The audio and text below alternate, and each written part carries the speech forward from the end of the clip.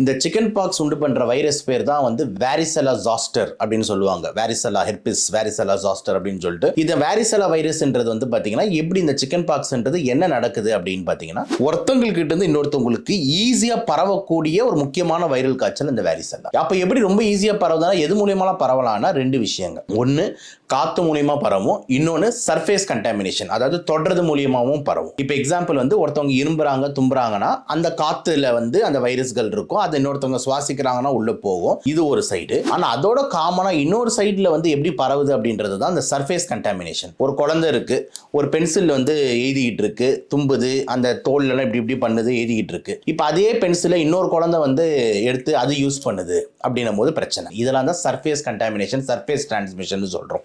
அப்போ இந்த மாதிரி பரவுறதுனால ஈஸியா அடுத்தடுத்த குழந்தைங்களுக்கோ இல்லைன்னா அடுத்தடுத்தவங்களுக்கோ வந்து பரவறதுக்கு வாய்ப்பு இருக்கு. இது பெரும்பாலும் வந்து பாத்தீங்கன்னா இந்த குழந்தைங்கள்ல தான் ரொம்ப அதிகமா பாதிக்கும்.